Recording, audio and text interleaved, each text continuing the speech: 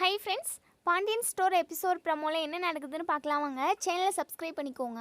இப்போது நம்ம மயில் வந்து சோஃபா மேலே உட்காந்து கடலப்பருப்பி சாப்பிட்டுக்கிட்டு இருக்காங்க. அப்போது நம்ம ராஜுவும் மீனாவும் வராங்க. மீனா வந்து அக்கா நான் வேலைக்கு போயிட்டு வரேன், நீங்கள் பத்திரமா இருங்க, நல்லா சாப்பிடுங்கக்கா, அதே சமயம் நல்லா ரெஸ்ட் எடுங்க, நான் வேலைக்கு போயிட்டு வரேன் அப்படின்னு சொல்லிட்டு மீனா கிளம்பிடுறாங்க.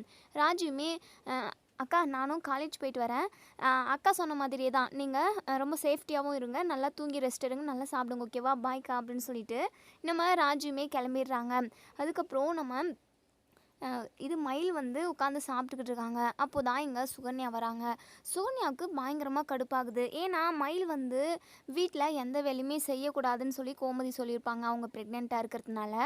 அதனால் நம்ம மயிலுமே வேலை செய்யாமல் இருப்பாங்க. அதே சமயம் நம்ம மயிலுக்கு வேலை செய்யாமல் இருக்கிறதுக்கு ரொம்பவே ஒரு மாதிரி கஷ்டமாக இருக்கிற மாதிரி தான் இருக்குது. இருந்தாலுமே கோமதி சொன்னதுக்காக வேலை எதுவுமே செய்யாமல் நல்லா ரெஸ்ட் எடுக்கிறாங்க. அதனால் இங்கே சுகன்யாவுக்கு கடுப்பு. ஏன்னா இப்போது மயில் இருந்தாங்கன்னா கொஞ்சம் நஞ்சு வேலை, நிறைய வேலைவே நம்ம மயில் வந்து செஞ்சுடுறாங்க. இப்போ மயில் செய்யாதனால சுகன்யாவுக்குமே பயங்கர டென்ஷனாக இருக்குது. இப்போது சுகன்யாவும் நம்ம கோமதியும் தான் வீட்டில் அதிகமாக வேலை செய்யணும். இங்கே நம்ம கோமதி வந்து கிச்சனில் சமைச்சு முடித்து எல்லாம் அந்த வேலைலாம் முடிஞ்சிருச்சு. பாத்திரம் தேய்க்கிறது, அதுக்கப்புறம் வீடு கூட்டுறதுன்னு சொல்லிட்டு ஒவ்வொரு வேலை நிறையவே இருக்குது. அது எல்லாத்தையுமே இங்கே சுகன்யா கிட்ட தான் சொல்கிறாங்க. சுகன்யாவுக்கு பயங்கர கடுப்பாக இருக்குது. மனசுக்குள்ளே புலம்பிக்கிட்டு திட்டிக்கிட்டே வேலை செஞ்சுக்கிட்டு இருக்காங்க. அதுக்கப்புறம் நம்ம கோமதி இருந்துட்டு சுகன்யா கிட்ட சொல்கிறாங்க, சுகன்யா எல்லா வேலையும் முடிஞ்சிருச்சு, துணி மட்டும்தான் துவைக்கணும், எம்புட்டு துணி இருக்குது, நாளைக்கு சரவணன் வேலைக்கு போட்டுட்டு போக கூட ஒரு துணி கூட இல்லை, அதை எல்லாத்தையுமே துவைச்சி போடணும் அப்படின்னு சொல்லிட்டு சுகன்யா கிட்ட சொல்கிறாங்க. சுகன்யா மனசுக்குள்ளே நினைக்கிறாங்க, ஐயோ எங்கே நம்மளை துணி துவைக்க விட்டுருவாங்களோ அப்படின்னு சொல்லிட்டு ரொம்பவே பயப்படுறாங்க. என்னடி திரு திருன்னு முழிக்கிற, அது ஒன்றும் இல்லை அத்தாச்சி, துணி தானே துவைக்கணும், நம்ம 2 பேருமா சேர்ந்து துவைச்சி போட்டுடலாம், அதில் ஒன்றும் பிரச்சனை இல்லை அப்படின்னு சொல்கிறாங்க. அதுக்கப்புறம் நம்ம கோமதி இருந்துட்டு, சரி சுகன்யா நான் போயிட்டு துணியெல்லாம் ஊற வைக்கிறேன், கொஞ்ச நேரம் ஊறட்டும், அதுக்கப்புறம் 2 பேருமா சேர்ந்து துணியை சீக்கிரமாக துவைச்சி போட்டுருவோம், அதுக்கப்புறம் மதியம் எந்த வேலையும் இல்லை, கொஞ்ச நேரம் தூங்கி ரெஸ்ட் எடுப்போம் சரியா அப்படின்னு சொல்லிட்டு துணியை ஊற வைக்கிறதுக்காக நம்ம கோமதி போயிடுறாங்க. இங்கே சுகன்யாவுக்கு பயங்கர கடுப்பாக இருக்குது மயில் மேலே. இங்கே மயில்கிட்ட வருவோம். மயில் கடலப்பருப்பி சாப்பிட்டுக்கிட்டு இருக்கேன். சுகன்யாவை பார்த்ததுமே, சுகன்யா நீங்கள் சாப்பிட்றீங்களா பருப்பி அப்படின்னு சொல்லுவோம். அதெல்லாம் ஒன்றும் வேண்டாங்க, நீங்களே சாப்பிடுங்க, நீங்கள் தான் ரெஸ்ட்டில் இருக்கீங்கள, அது மட்டும் இல்லாமல் ப்ரெக்னெண்ட்டாக இருக்கீங்க வேறு, என்ன தான் ப்ரெக்னெண்ட்டாக இருந்தாலுமே தன்னோட வேலையை தானே தான் செஞ்சுக்கணும், அதுதான் ரொம்பவும் அதாவது நல்லதுன்னு சொல்ல வரேன். ஏன்னா நீங்கள் இந்த வீட்டில் எந்த வேலையுமே செய்கிறதில்ல, அதுக்கு பதிலாக எல்லா வேலையும் நான் தான் செய்ய வேண்டியதாக இருக்குது. அத்தாச்சி எனக்கு நிறைய வேலை வைக்கிறாங்க, எனக்குமே உடம்பு கஷ்டமாக இருக்காதா என்ன பண்ணுறது, எல்லாம் என் தலையெழுத்து அப்படின்ற மாதிரி மயில்கிட்ட ஒரு மாதிரி முகம் கொடுத்து பேசுகிறாங்க. நம்ம மயிலுக்கு ஒரு மாதிரி இருக்குது, என்னங்க சித்தி இப்படி பேசுகிறீங்க, வேறு எப்படி பேச சொல்கிறீங்க அப்படின்னு சொல்லிட்டு பயங்கர கோவமாங்க நம்ம மயில்கிட்ட சுகன்யா முகத்தை நெரிச்சிக்கிட்டு பேசுகிறாங்க. இங்கே பாருங்கள், நான் வீட்டில் உள்ள எல்லா வேலையுமே நான் செய்கிறேன்னு தான் சொன்னேன், ஆனால் அத்தை தான் எந்த வேலையுமே செய்யக்கூடாதுன்னு சொன்னாங்க அப்படின்னு சொல்லவும் சுகன்யா இருந்துட்டு, அத்தாச்சி சொல்வாங்க, அவங்களுக்கு என்ன, அவங்க எம்பிட்டு வேலை வேணாலும் இழுத்து போட்டுக்கிட்டு செய்யலாம், ஏன்னா மகனுக்கு மருமகளுக்குன்னு புருஷனு அவங்க ஏதோ ஒரு சொந்தத்தில் செய்யலாம், எனக்கு என்ன தலையெழுத்து இந்த வீட்டுக்கு செய்யணும்னு சொல்லிட்டு இந்த வீட்டுக்கு வந்ததுலேருந்து சமைக்கிறது, துவைக்கிறது, துடைக்கிறது, வீடு கூட்டுறதுன்னு சொல்லிட்டு அம்புட்டு வேலையை நான் தான் செஞ்சுக்கிட்டு இருக்கேன், எனக்கும் ஒரு மாதிரியே இருக்காது, எனக்கும் உடம்பு டயர்ட் ஆகாது, நீங்கள் அதெல்லாம் கொஞ்சம் கூட நினச்சே பார்க்க மாட்டீங்க, என்னமோ அத்தாச்சி சொல்லிட்டாகலாம் எந்த வேலையும் செய்யக்கூடாது, தின்னுட்டு நல்லா தூங்கணும்னு சொல்லிட்டு, அதுக்காக மேடம் வந்து எந்த வேலையுமே செய்யாமல் இருக்கீங்களா அப்படின்னு சொல்லிட்டு சுகன்யா வந்து கோவத்தில் கண்டபடி பேசிடுறாங்க. மயிலுக்கு ரொம்பவே மனசு கஷ்டமாக இருக்குது. இங்கே பாருங்கள், என் வேலை எனக்குன்னு நீங்கள் எதுவுமே செய்யாதீங்க, தயவு செஞ்சு இப்படி முகத்தில் அடிச்சிட மாதிரி பேசாதீங்க சித்தி அப்படின்னு சொல்லிட்டு நம்ம மயில் வந்து சுகன்யா கிட்ட சொல்கிறாங்க. சுகன்யாவுமே ஆமாம் இதுக்கு மட்டும் குறைச்சல் இல்லை அப்படின்னு சொல்லிட்டு கோவமாக வந்துடுறாங்க. இன்னொரு சைடு நம்ம கோமதி வந்து துணியை துவைச்சி அதாவது ஊற வச்சுட்டு கொஞ்ச நேரம் ஊறட்டும் அப்படின்னு சொல்லிட்டு வராங்க. மயிலோட முகமே சரியில்லை, ஏன் மயில் என்னாச்சு, உன் முகமே சரியில்லை, டயர்டாக இருக்கா, சரி கொஞ்ச நேரம் நீ போயிட்டு தூங்குறியா அப்படின்னு சொல்லிட்டு இங்கே நம்ம கோமதி கேட்கவும், இல்லை அத்தை எனக்கு தூக்கம் வரலை, எனக்கு என்னமோ ஒரு மாதிரி இருக்குது, டயர்டாக இருக்கிற மாதிரியும் இருக்குது, இல்லை எனக்கு தூக்கமும் வரல, அப்படி இப்படின்னு சொல்லிட்டு ஒரு மாதிரி புலம்புறாங்க. உடனே நம்ம கோமதி இருந்துட்டு, என்ன மயில் ஒழுங்காக பேசவே மாட்டேங்கிற, ஒரு மாதிரி பேசுகிற, என்னாச்சு உனக்கு, குழம்பி போயிருக்கியா, அப்படி என்ன உனக்கு குழப்பம் அப்படின்னு சொல்லிட்டு கோமதி வந்து கேள்வி மேலே கேள்வி கேட்குறாங்க. அதெல்லாம் ஒன்றும் இல்லை அத்தை, சும்மா தான் அத்தை. அத்தை நீங்கள் ஏதாச்சும் சாப்பிட்றீங்களா, நான் ஏதாச்சும் கொண்டு வருவான் அப்படின்னு சொல்லி கேட்கவும், இல்லை வேண்டாம் மயில், உன்னை தான் நான் எந்த வேலையும் செய்யக்கூடாதுன்னு சொல்லியிருக்கேன்ல அப்படின்னு சொல்லிட்டு 2 பேரும் பேசிக்கிட்டு இருக்காங்க. அப்போ தான் நம்ம மயில் சுகன்யா திட்டினதாவே மனசில் நினச்சிக்கிட்டு அப்படியே நடந்து போகிறாங்க. அங்கே தண்ணி ஊற்றிருக்கு, அதை வந்து நம்ம மயில் வந்து கவனிக்கலை, அப்படியே நழுவி கீழே விழுந்துடுறாங்க. ஐயோ அம்மா அப்படின்னு சொல்லிட்டு, அதாவது வயிற்ற போட்டுக்கிட்டே முன்னாடி வயிற்ற போட்டுக்கிட்டு தொப்புன்னு விழுந்துடுறாங்க. நம்ம மயில் நல்லா கத்திடுறாங்க. நம்ம கோமதி இருந்துட்டு, மயில் என்னம்மா ஆச்சு, மெதுவாக பார்த்து நடக்க மாட்டியாம்மா அப்படின்னு சொல்லிட்டு மயிலை தூக்கி விட்டுறாங்க. அத்தை எனக்கு ஒரு மாதிரி இருக்கு அத்தை, அத்தை வயிறெல்லாம் எனக்கு ரொம்ப வலிக்குது அத்தை அப்படின்னு சொல்லிட்டு மயில் வந்து வலியில் ரொம்பவே துடிக்கிறாங்க. உடனே சுகன்யாவுமே ஓடி வராங்க. என்னாச்சா தச்சி அப்படின்னு சொல்லி கேட்கவும், மயில் விழுந்துட்டாடி, வயிற்றில் வேற அடிபட்டுருச்சா என்னன்னு தெரியல, வயிறு வலிக்குதுன்னு சொல்கிறா, எனக்கு ரொம்ப பயமாக இருக்குடி, குழந்தைக்கு ஏதாவது ஆயிருக்குமோ அப்படின்னு சொல்லிட்டு இங்கே கோமதி வந்து ரொம்பவே பதட்டப்படுறாங்க. உடனே நம்ம சுகன்யா இருந்துட்டு, ஆமாம் தச்சி ஏதாவது ஆயிருக்க போகுது, நம்ம உடனே ஹாஸ்பிட்டல் கூட்டிகிட்டு போகலாமா, நீங்கள் சரவணன் தம்பிக்கு கால் பண்ணி வர சொல்லுங்கள் தச்சி அப்படின்னு சொல்லிட்டு சுகன்யா சொல்லவும், உடனே நம்ம மயிலுமே பயங்கரமாக அழுகுறாங்க. அத்தை குழந்தைக்கு ஏதாவது ஆயிருக்குமோ, எனக்கு ரொம்ப பயமாக இருக்கு அத்தை அப்படின்னு சொல்லிட்டு பயங்கரமாக அழுகுறாங்க. நம்ம மயில் வந்து அவங்க அம்மா கிட்ட ஒரு கேள்வி கேட்டிருப்பாங்க. நிறைய சாப்பிட்டா அதாவது குழந்தை தலை மேலே போயிட்டு அது உட்காரும், அது குழந்தைக்கு கஷ்டமாக இருக்கும், குழந்தைக்கு வலிக்கும்ன்றதுக்காகவே நம்ம மயில் வந்து கொஞ்சமாக சாப்பாடு சாப்பிடுவாங்களாம். இப்படி குழந்தைக்கு ஏதாவது ஆகிடுமோன்னு சொல்லி சாப்பிட்ற விஷயத்தில் கூட அவங்க ரொம்பவே கட்டுப்பாடாக இருக்காங்க. இப்போது கீழே விழுந்து வயிறு வேறு ரொம்ப வலிக்குது அவங்களுக்கு, ஏதாவது குழந்தைக்கு அடிபட்டிருக்குமோ, இல்லை குழந்தைக்கு ஏதாவது ஒன்று ஆயிருக்குமோன்னு சொல்லிட்டு மயில் வந்து ரொம்பவே பயப்படுறாங்க, அழுகவும் செய்கிறாங்க. உடனே கோமதி இருந்துட்டு, இங்கே பாரு மயில், அழுகாத, நம்ம டாக்டர்கிட்ட போவோம், நான் இப்போ உடனே சரவணனை வர வைக்கிறேன், சரியாம்மா அழுவாதம்மா அப்படின்னு சொல்லிட்டு நம்ம கோமதியுமே சொல்கிறாங்க. அதுக்கப்புறம் சரவணனுக்கு கால் பண்ணுறாங்க. சரவணன் வந்து கால் அட்டன் பண்ணுறதில்ல, திரும்ப திரும்ப ட்ரை பண்ணுறாங்க. ஆனால் சரவணன் வந்து கால் அட்டன் பண்ணவே பண்ணுறதில்ல. அவங்க கொஞ்சம் வேலையாக இருக்கிறதுனால, ஐயோ சரவணன் ஃபோனே அட்டன் பண்ண மாட்டேங்கிறானே, சரி நம்ம செந்திலுக்காச்சும் ஃபோன் பண்ணுவோம் அப்படின்னு சொல்லிட்டு செந்திலுக்கு கால் பண்ணுறாங்க. செந்திலுக்கு கால் பண்ணி விஷயத்த சொல்லவும் இங்கே செந்திலுமே ரொம்பவே பதட்டப்படுறாங்க. உடனே பாண்டியன் இருந்துட்டு, என்னடா யாரா ஃபோனில், என்னடா விஷயம் அப்படின்னு சொல்லி கேட்கவும், இப்படி மயிலண்ணி கீழே விழுந்துட்டாங்களாம் அப்படின்ற மாதிரி சொல்லவும் நம்ம பாண்டியனுமே ரொம்பவே பதட்டப்படுறாங்க.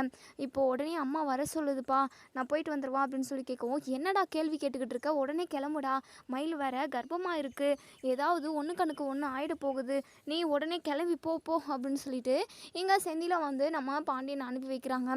செந்திலுமே ரொம்பவே ஃபாஸ்ட்டாக வீட்டுக்கு வந்துடுறாங்க.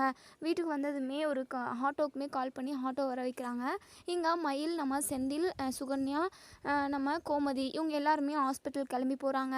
இங்கே டாக்டர்கிட்ட போயிட்டு செந்தில் இருந்துட்டு, இவங்க ப்ரெக்னெண்ட்டாக இருக்காங்க, என் அண்ணி தான், அவங்க கீழே விழுந்துட்டாங்க, வயிறு வலிக்குதுன்னு சொல்லிக்கிட்டே இருக்காங்க, கொஞ்சம் என்னென்னு பாருங்கள் சிஸ்டர் டாக்டர் அப்படின்னு சொல்லிட்டு இங்கே நம்ம செந்தில் வந்து ரொம்பவே பதட்டத்தில் டாக்டர்கிட்ட சொல்லிக்கிட்டு இருக்காங்க. டாக்டர் இருந்துட்டு, கவலைப்படாதீங்க, நான் இப்போவே என்ன ஏதுன்னு செக் பண்ணிடுறேன் அப்படின்னு சொல்லிட்டு மயிலை கூட்டிகிட்டு போயிட்டு செக் பண்ணுறாங்க. இன்னொரு சைடு இங்கே நம்ம சரவணன் வந்து, என்ன அம்மா இத்தனை டைம் கால் பண்ணியிருக்காங்க, என்னவா இருக்கும் அப்படின்னு சொல்லிட்டு திரும்பவும் ஃபோன் பண்ணுறாங்க. நம்ம கோமதியுமே கால் அட்டன் பண்ணி பேசுகிறாங்க.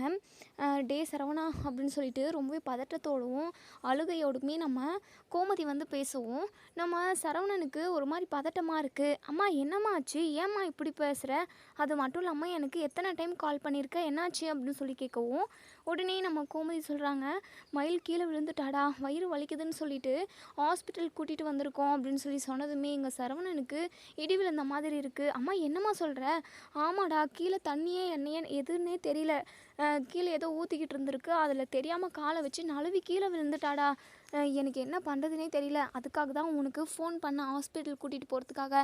நீ தான் ஃபோனே எடுக்கவே இல்லை. சரி அப்படின்னு சொல்லிட்டு நான் செந்திலுக்கு கால் பண்ணி செந்திலை வர சொன்னேன். இப்போ தான் ஹாஸ்பிட்டலுக்கு வந்திருக்கோம். சரிம்மா மயில் எப்படி இருக்கா, குழந்தை எப்படி இருக்குது, குழந்தைக்கு ஏதாவது ஆயிருக்காம்மா அப்படின்னு சொல்லிட்டு சரவணன் வந்து ரொம்பவே பதட்டமாகவுமே கேட்குறாங்க.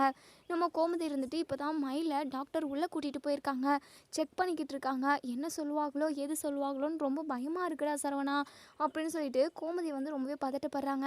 இங்கே கோமதிக்கு சரவணன் வந்து ஆறுதல் சொன்னாலுமே சரவணன் மனசுக்குள்ளே ரொம்பவே மனசு கஷ்டமாக இருக்குது. நம்ம குழந்தைக்கு ஏதாவது ஆயிருக்குமோ அப்படின்னு சொல்லிட்டு ரொம்பவே பதட்டப்படுறாங்க. அம்மா எந்த ஹாஸ்பிட்டலுக்குமா போயிட்டுருக்கீங்க, நான் இப்போவே கிளம்பி வரேன் அப்படின்னு சொல்லிட்டு இங்கே சரவணனுமே கிளம்பி ஹாஸ்பிட்டலுக்கு நேராக வந்துடுறாங்க. இங்கே நம்ம கோமதி இருந்துட்டு சரவணன் பார்த்ததுமே கட்டி பிடிச்சிக்கிறாங்க. வந்து டே சரவணா என்ன ஆகுமோ என்ன ஏதாகுமோன்னு தெரியலடா அப்படின்னு சொல்லிட்டு. சரிம்மா இன்னுமே மயிலை வெளியே கூட்டிகிட்டு வரலையா அப்படின்னு சொல்லி கேட்கவும், இல்லைடா சரவணா இன்னுமே செக் பண்ணிக்கிட்டு இருக்காங்க அப்படின்னு சொல்லி சொல்கிறாங்க. இன்னொரு சைடு இங்கே நம்ம மயிலை வந்து செக் பண்ணுறாங்க, ஸ்கேனுமே பண்ணுறாங்க. அப்போ தான் மயிலோட குழந்தை வந்து அபார்ட் ஆகிருக்கு அப்படின்ற விஷயமே நம்ம டாக்டருக்குமே தெரிய வருது. இந்த விஷயத்த எப்படி அதாவது பேஷண்ட் கிட்ட சொல்கிறது அப்படின்றதுக்காக மயிலை வந்து சரிம்மா நீ எந்திரிம்மா அப்படின்னு சொல்லவும், மயில் வந்து டாக்டர் என் குழந்தை நல்லா இருக்குல்ல, என் குழந்தைக்கு எந்த ஒரு பிரச்சனையும் இல்லைல்ல, சொல்லுங்கள் டாக்டர் அப்படின்னு சொல்லி கேட்கவும், டாக்டர் வந்து எதுவுமே சொல்ல மாட்டேங்கிறாங்க. மயிலுக்கு ரொம்பவே பயமாக இருக்குது. வாம்மா வெளியே வா நான் சொல்கிறேன் அப்படின்னு சொல்லிட்டு அதுக்கப்புறம் இங்கே கோமதியும் நம்ம சரவணனையும் வர சொல்கிறாங்க. இவங்க 2 பேருமே வந்து நிற்கிறாங்க. இங்கே நான் டாக்டர் இருந்துட்டு சரவணன் கிட்ட சொல்கிறாங்க, உங்கள் ஒய்ஃபுக்கு அபார்ட் ஆயிடுச்சு அப்படின்னு சொல்கிறாங்க. இதை கேட்டதுமே சரவணுக்கு அப்படியே நெஞ்சில் இடி விழுந்த மாதிரி இருக்குது. அப்படியே நெஞ்சை பிடிச்சிக்கிறாங்க. நெஞ்சு வலி வர மாதிரி இருக்குது.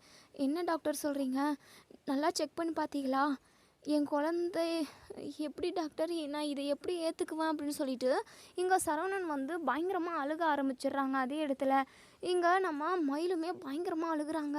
ஐயோ என் குழந்த போச்சே, ஒவ்வொரு நாளும் ஒவ்வொரு கனவோடு இருந்தனே, என் குழந்தைய இப்படி பார்த்துக்கலாம் அப்படி பார்த்துக்கலாம், என்னெல்லாம் பண்ணலான்னு சொல்லிட்டு சாப்பிட்டா கூட என் குழந்தைக்கு ஏதாவது பிரச்சனை வந்துடுமோ, இல்லை அது கஷ்டத்தை அனுபவிக்குமோ அப்படின்னு சொல்லிட்டு நான் சாப்பாட்டை கூட கம்மியாக தானே சாப்பிட்டேன் அப்படி இப்படின்னு சொல்லிட்டு அது இதை சொல்லி நம்ம மயிலுமே பயங்கரமாக அழுகுறாங்க.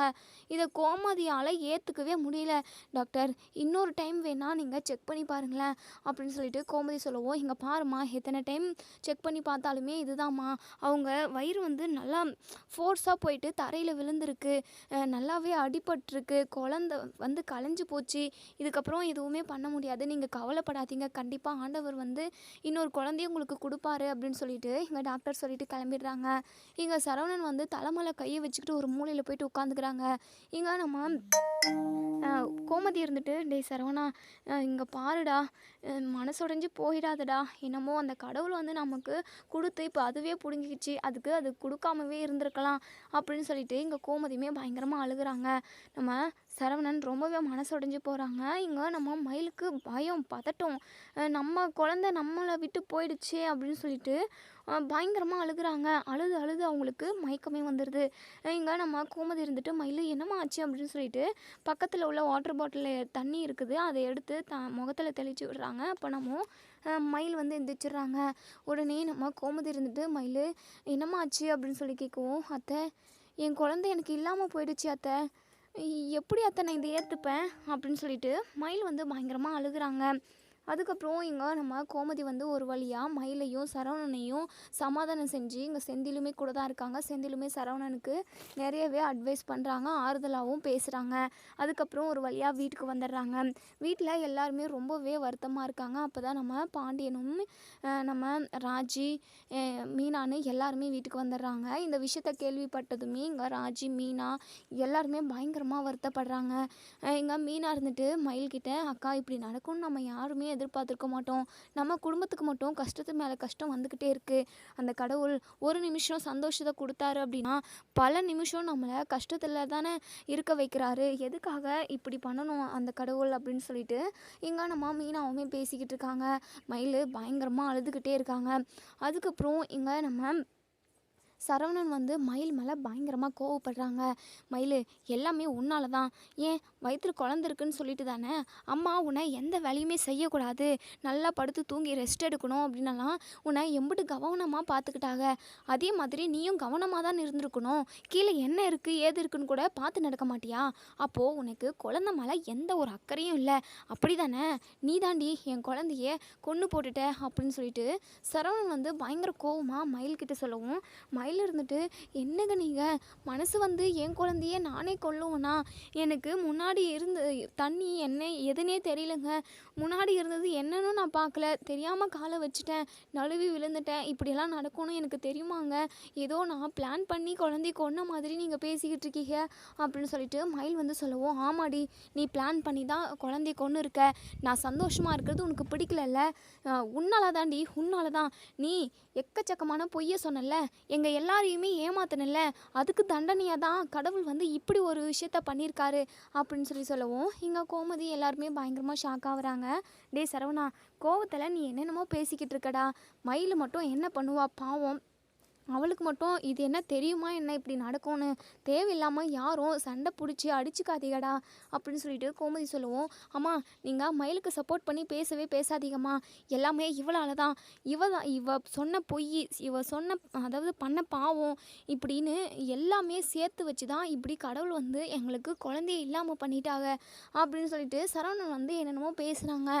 இது மயிலுக்கு மட்டும்தான் புரியுது. ஏன்னா நம்ம மயில் வந்து சரவணன்கிட்ட சொன்ன பொய்யை தான் எல்லாத்தையுமே நினச்சி பார்த்து தான் இப்படி மயிலை வந்து திட்டிக்கிட்டு இருக்காங்கன்னு அவங்களுக்கு புரியுது. ஆனால் நம்ம கோமதிக்கு ஒன்றுமே புரியல.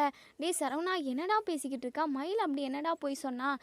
சும்மா நீ கோவத்தில் என்னென்னமோ பேசிக்கிட்டு இருக்க, நீ போயிட்டு கொஞ்ச நேரம் ரெஸ்ட் எடு. டே செந்தில், சரவணனை கூட்டிகிட்டு போடா அப்படின்னு சொல்லிட்டு நம்ம கோமதி சொல்லவும், இல்லைம்மா, இப்போது எனக்கு 2ல் 1 தெரிஞ்சே ஆகணும். இனிமேல் இந்த மயில் இந்த வீட்டில் இருக்கவே கூடாதுமா, அது என் மனசு ஏற்றுக்கவும் ஏற்றுக்காது, அவள் எனக்கு வேண்டாம்மா, வேண்டவே வேண்டாம் அப்படின்னு சொல்லிட்டு சொல்கிறாங்க. என்னடா சரவணா, புத்தி கேட்டத்தனமாக இப்படி பேசிக்கிட்டு இருக்க?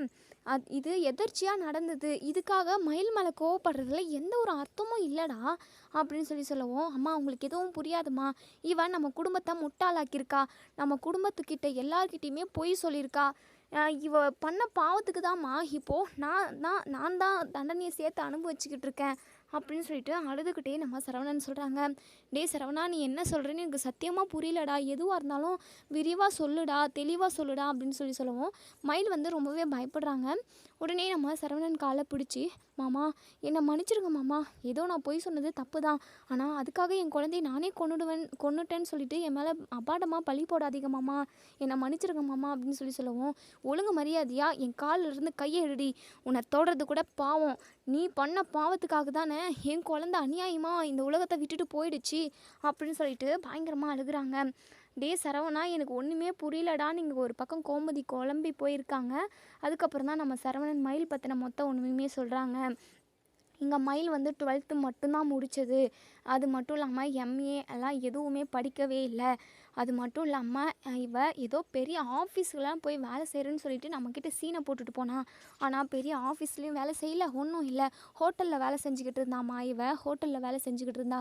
இதை என் கண்ணாலே பார்த்து நான் அன்றைக்கி எவ்வளோ கஷ்டப்பட்டேன்னு எனக்கு மட்டும்தாம்மா தெரியும் அப்படின்னு சொல்லிட்டு இங்கே நம்ம சரவணன் வந்து மொத்த உண்மையுமே சொல்லிடுறாங்க. இதை கேட்டதுமே, என்னடா சரவணா, நீ புது கதையாக சொல்கிற? இது கதை இல்லைம்மா, உண்மையாகவே நிஜமாகவே நடந்தது. இவன் நம்மளை எல்லாரையுமே முட்டாளாக்கியிருக்கா, படிக்கவே இல்லை, நானாக கண்டுபிடிச்சேன், இவளா என்கிட்ட உண்மையை சொல்லலை, இப்போ வரைக்குமே உண்மையை மறைச்சிக்கிட்டு இருந்திருக்கா. இவ மட்டும் இல்லை, இவ குடும்பமாக சேர்ந்து மொத்தமாக நம்மளுக்கு நாமம் போட்டுட்டாங்கம்மா அப்படின்னு சொல்கிறாங்க. அதனால தான் இவளை எடுத்துகிட்டு போயிட்டு அவங்க வீட்டிலே விட்டுட்டு வரலான்னு சொல்லிட்டு அன்னைக்கு கொண்டு போய் விட்டுட்டு வந்துட்டேன். அவங்க அம்மாவுக்கு கால் அடிபட்டிருக்கு, அது இதுன்னு உங்ககிட்ட காரணத்தை சொல்லி, இனிமே என் முகத்திலே முழிக்காதடி நான் அவகிட்ட சொல்லி கொண்டு போய் அவங்க அம்மா வீட்டில் விட்டுட்டு வந்தேன். இப்போது திடீர்னு அவள் மாசமாக இருக்கா அப்படின்னு சொல்லிட்டு வந்து சொன்னா. ரொம்ப சந்தோஷப்பட்டேன். என்னமோ நடந்துருச்சு, இதுக்கப்புறம் யாருக்கிட்டேயும் இந்த விஷயத்த சொல்லி யாரையும் கஷ்டப்படுத்தக்கூடாதுன்னு சொல்லிட்டு நினச்சேன். ஆனால் இப்படியெல்லாம் நடக்கும்னு நான் நினச்சி கூட பார்க்கல. என் குழந்தையே எனக்கு இல்லைன்னு ஆனதுக்கப்புறம் எதுக்குமா பொய் சொல்லியிருக்கா. பொய் சொன்னால் அப்பாவுக்குமே பிடிக்காது, யாருக்குமே பிடிக்காது. நம்ம குடும்பத்தை முட்டாளாக்கியிருக்காங்க. இதுக்கப்புறம் இந்த மயில் இந்த வீட்டில் இருக்கவே கூடாது. அவங்க அம்மாவுக்கு ஃபோன் பண்ணி வர சொல்லி இந்த மயிலை கூட்டிகிட்டு போக சொல்லுங்கம்மா அப்படின்னு சொல்லுவோம். கோமதிக்கு என்ன பண்ணுறதுனே தெரியல. மயில், சரவணன் சொல்கிறது எல்லாமே உண்மையாடி? அப்போது நீ படிக்கலையா, காலேஜெல்லாம் முடிக்கலையா, 12ஆம் கிளாஸ் மட்டும்தான் முடிச்சிருக்கியாடி அப்படின்னு சொல்லி கேட்கவும் இங்கே மயில் அழுதுகிட்டே நம்ம கோமதி காலில் விழுறாங்க. அத்தை என்னை மன்னிச்சிருங்க அத்தை, ஏதோ எங்களோட சுச்சுவேஷனால் இப்படி பொய் சொல்ல வேண்டியதாகிடுச்சு அப்படின்னு சொல்லிக்கிட்டு இருக்காங்க.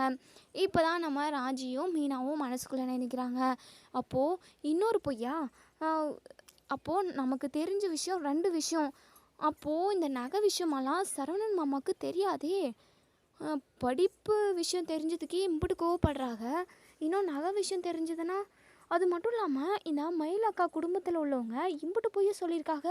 இன்னும் என்னெல்லாம் பொய்ய சொல்லியிருப்பாங்க அப்படின்னு சொல்லிட்டு இங்கே ராஜியும் மீனாவும் மனசுக்குள்ளே நினைக்கிறாங்க. ராஜிக்கும் மீனாவுக்கும் என்ன பேசுகிறதுனே தெரியல. மயிலுக்கு சப்போர்ட் பண்ணி பேசணுன்னு கூட அவங்க நினைக்கவே இல்லை. ஏன்னா 1க்கு 2 பொய். அவங்களுக்கு தெரிஞ்சது 2 பொய். இன்னொன்று, அவங்க சரவணனை விட 1 வயசு அதிகம். இதுவுமே ஒரு பொய் தான். மொத்தம் 3-4 பொய்ன்னு எக்கச்சக்கமான பொய்யை சொல்லி வச்சுருக்காங்க. இந்த பொய் எல்லாமே நம்ம சரவணனுக்கு தெரிய வந்துச்சு அப்படின்னா கண்டிப்பாக மயில் முகத்திலே முழிக்க மாட்டாங்க.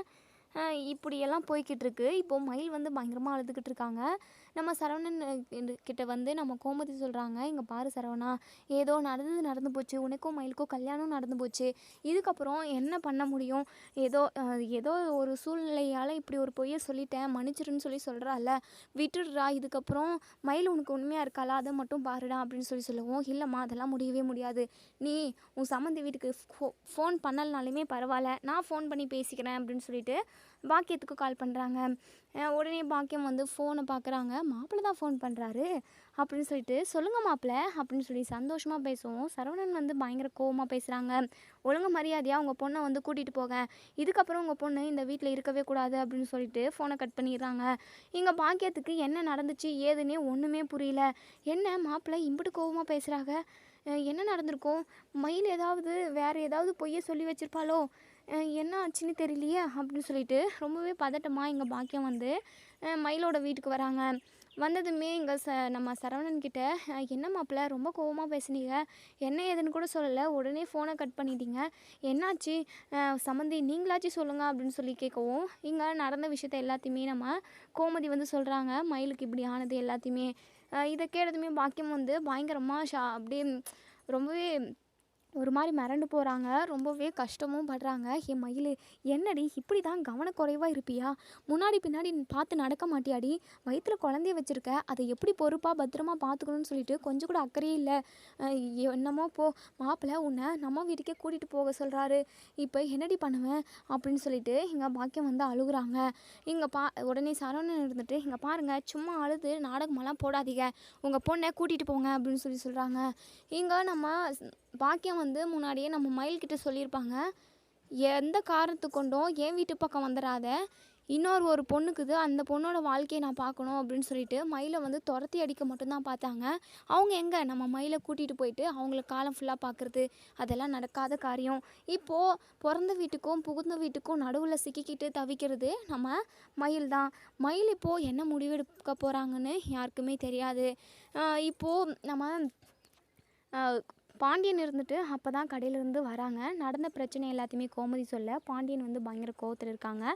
பாண்டியன் மயில் விஷயத்தில் என்ன முடிவெடுப்பாங்க அப்படின்றத நம்ம வெயிட் பண்ணி பார்ப்போம். இன்னொரு சைடு இங்கே நம்ம அரசி குமாருக்கு சாப்பாடு பரிமாறுறாங்க. அப்போது சாப்பாடு இங்கே குமார் வேணும்னே பிளேட்டை பக்கம் இழுக்க சாப்பாடு டேபிளில் விழுந்துருது. உடனே இங்கே குமார் பயங்கரமாக கோவப்படுறான். ஏய் என்னடி, என்ன சாப்பாடை பிளேட்டில் போடாமல் கீழே தரையில் போடுற மாதிரி டேபிளில் போடுற, என்ன நீ சாப்பிட போறியா? ஏன் உனக்கு சாப்பாடு கூட பரிமாற தெரியாதா? இதை கூட உன் அப்பா அம்மா சொல்லி கொடுத்து வளர்க்கல? என்ன வளர்ப்பு வளர்த்துக்காங்களோ? சி, உன்னெல்லாம் ஒரு பொண்ணுன்னு வளர்த்துருக்காங்க, அவங்கள சொல்லணும். அது ஒழுங்கான குடும்பமாக இருந்தால் தானே அப்படி இப்படின்னு சொல்லிட்டு பாண்டியன் குடும்பத்தை பயங்கரமாக அவமானப்படுத்தி பேசுகிறாங்க. அரசிக்கு பயங்கர கோவம் வருது. இங்கே பாருங்கள், தேவையில்லாமல் என் அம்மா அப்பாவை பற்றியெல்லாம் பேசாதீங்க, என்னை நல்லா தான் வளர்த்துருக்காங்க.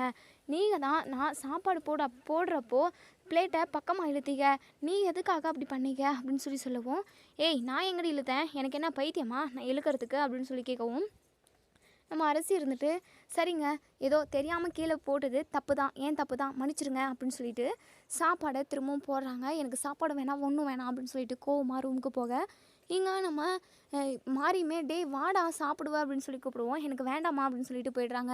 பின்னாடியே அரிசியும் போயிடுறாங்க. மாறி கூப்பிட அரிசியுமே எனக்கு வேண்டான்னு சொல்லிட்டு போயிடுறாங்க. ரூமுக்கு போனதுமே குமாரை என்ன என் குடும்பத்தை பற்றி தப்பாக பேசுகிறியா, ஏன் வளர்ப்பு சரியில்லைன்னு சொல்கிறியா அப்படின்னு சொல்லிட்டு கால்லே எட்டி உதைக்கிறாங்க. நம்ம குமார் வந்து ஸ்லிப்பாகி கீழே விழுந்துடுறான்.